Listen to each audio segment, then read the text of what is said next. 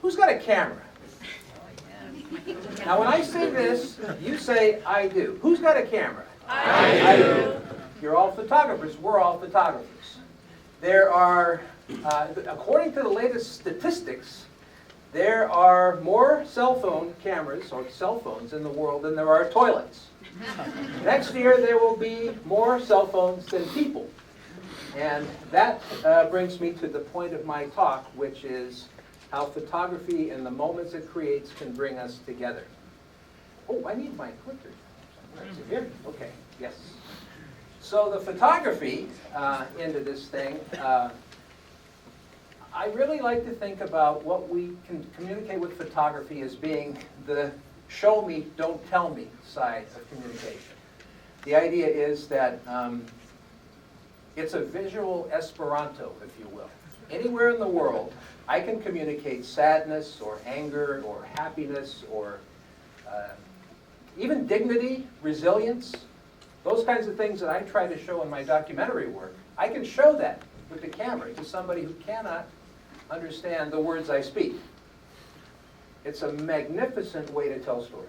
So let me start by showing you a few, figure out how to do that.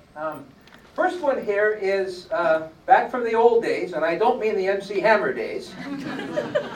This is from more than 40,000 years ago. This is in a cave in El Castillo, Spain, the Tunnel of Hands. And it turns out these are the handprints, or actually the negatives, speaking of photography, the handprints of Neanderthals who blew pigment on top of their own hands. Thereby really leaving the first evidence of communication with images more than 40,000 years ago. And I think that, and in addition, we've seen the animal drawings in Lascaux, and it was also happening back then. So to me, that's a very good idea of some of the power of visual communication. We still can understand that today. That's the first photograph ever. That's a photograph by Joseph Nicephore Nips in 1826, shot out his window. Can't really see what it is. I'll show you what it is in a minute. This is a piece of pewter that was covered with a type of tar that sort of tarnished over time.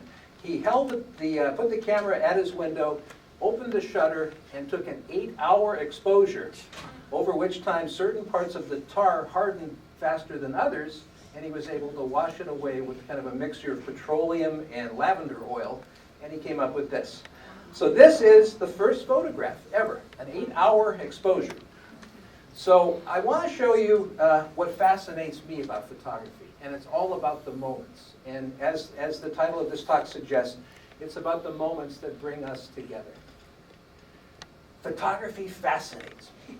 Right? It shows me things my eye literally cannot see. It shows me moments in time that are there, but my eye cannot record them. This is Doc Edgerton's great photographs from MIT, part of the digital collection there. This picture was taken at 1/1,000,000th of a second, splitting time. The milk drop, his more famous photograph from 1957. Great example of the camera's ability to extend what our eye can do. On the other end of the spectrum, again, we get into the whole idea of accumulation of light. This is the Hubble Extreme Deep Space photograph. This is a montage of about 2,000 images. A total exposure time of about 2 million seconds. That basically shows about 55 different galaxies, 5,500 different galaxies, and at any given point, if you were to look between the lines, it still continues to give and give and give, because the amount of light there is 1/10 more less strong than the human eye can see. So the amount of information that you can see in the Hubble Deep Space is just amazing. For example, the Horsehead Nebula, 1,500 light years away, made an exposure time of about 90 minutes, just this year, as a matter of fact. The Cone Nebula as well, just an amazing photograph. These are all photographs that are available, by the way, at the NASA website, the Hubble website, NASA, the European Space Agency website. If we think about something so large and so far away, how about something at the other end of the spectrum that is so personal and so small? These are stem cells, neural stem cells from the brain of an infant.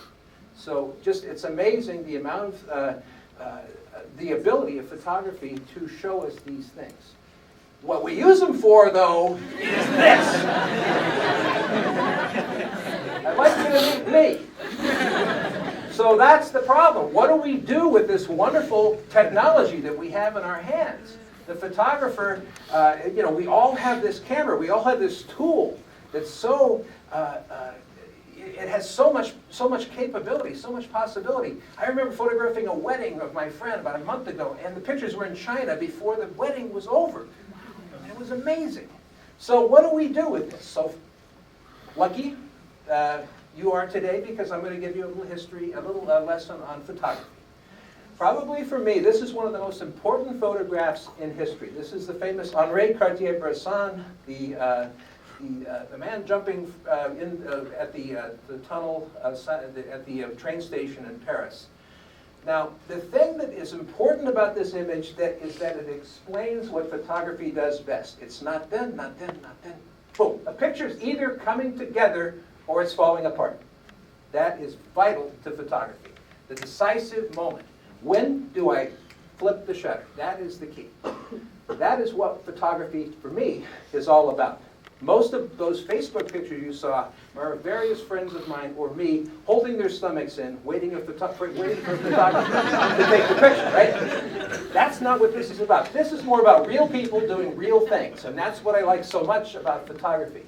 The other part about photography, this is another Cartier-Bresson photograph provided by Magnum Photos that shows the nouns and the verbs in every situation.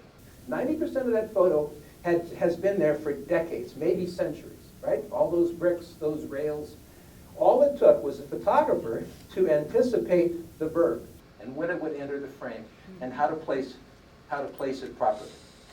And that is the amazing thing, because most of what we do with our cameras is we walk around and we collide with things. We don't quit moving. Most pictures are made at eye level. Most photographs are experiential. They're just like what I saw today, as opposed to how could I interpret what I feel today. For example, how about a little magic? How many people in this site? Maybe 60 people?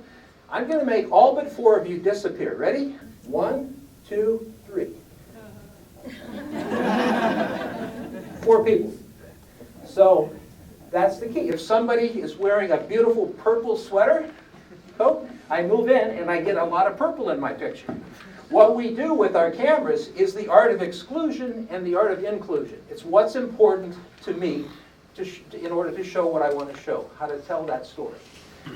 So the other parts about it are, so much of what we do, photography is about occasions, right? The clubbing, the birthday party, grandma's new, Corvette, whatever. These things that we want to commemorate, right? And we want to record forever. And an important part of what this kind of photography is about, I'm so excited. This part of photography is pictures about nothing. Pictures that just strike you. Willa Cather said, a good writer owes it to herself to be struck by something whenever she walks into a room. So I tell my journalism students, be on all the time. Be ready for those moments, for those collisions. It's more of not a collision, but an equation. And you're solving for the most beautiful frame, right? The great Helen Levitt, for example, made a photograph of these girls. This is a picture with no apparent, there's no apparent reason for this photograph, other than she was anticipating the bubbles and the girls, and she's trying very hard to make sure that this girl does not have a 30,000-ton hat by moving, So what she's doing is she's probably going up on her tiptoes. She's trying very careful to make sure that those two lines do not merge. Helen Levitt, again, this is also provided to us by the Helen Levitt estate. So there's tenderness, there's just joy. These are universal emotions. Somebody can appreciate that in Russia or China or the Netherlands. It's just about the moment. It's about the truth, just the unguarded truth of a moment like that. And most people just keep on posing, when in fact, these pictures are out there for the taking. Another Helen Levitt photo, I really love this. just the idea of pictures of playing, things like that. Dorothea Lange from the Library of Congress, great image. We know her for the migrant mother, the woman during the Depression. Again, this is a whole story. This is the kind of photograph that asks more questions than it answers, right? We're not there wondering, how the party was. We're there wondering, like, what's going on? Mostly because it's empathy. We have been that child, and some of us have been that mother. So there's all kinds of metaphor there for us. These are some of my photographs. Pope John Paul hugging a young boy with AIDS in San Francisco in 1987, I believe. Brendan O'Rourke is his name. I like the idea of this photograph because it's a hug with the eyes closed. I think that's the more intense kind of a hug. This is in Iraq in 2005. This is a photograph of a school in Tikrit. And again, I always like to pack sort of this initial thing that's you're supposed to see, and then the little giggling and all of the little pieces around the edge. So there's sort of always a secondary gift for those of you who want to continue reading. Vietnam, I'm a big guy, right? And I was the center of attention for some time on this community. So what I've found over the years is that I wear dark clothing that my camera blends into. I take a knee whenever possible. I'm very careful about that sort of thing. So El Salvador, it's about 1989 or 90, I think. The idea of not the moment, but sometimes the confrontative moment where somebody stares you right in the eyes and you have to keep looking. So it's been a wonderful ride for me. I now teach multimedia at San Jose State, so I get a little bit of still photography in there, movie making and web design and you name it, everything. And it's important for me to continue to do my work. This is a project I did from the 1986 Philippine Revolution. This is people staring down the Marcos troops as the People Power Revolution took hold. I went back a couple of years ago and found Sister Delia Regador up here, who's inside the strap, rephotographed her. Photography can give us benchmark data. Photography, basically the cool part about living so long is that you get to use your own work as archival material. So I was able to find Sister Delia now, who's went to the scene of the EDSA revolution with me. We went and found Imelda Marcos, and who was on the balcony that day just before they left the Philippines. She's now on her own balcony in her new pad in Galaxy City in Manila. This is Riza Casarmel, a young sugar worker at 10 years old. We literally had to kind of geolocate her through the mountains behind her. We had no idea where she was. We located her. She has 8 kids of her own now, same mountains, and she's living in the same place. So I guess in conclusion, what I'd like to leave you with is this idea that, yes, it is a dinner table, and yes, we all have a place thanks to this technology. This allows us to completely get our point across to people around the world. Now, it may, secondarily, there may be some words, there may be some talk, maybe some video, but in terms of the instant that the story can communicate, the idea of these intangibles, I mean, this, as I mentioned earlier, the idea of dignity, the idea of mercy. We can show this with a camera, and people around the world can feel it because they've felt it themselves. So it's a place at the table, and I'm going to ask you one more question. Who has a place at the table? I do. Thank you.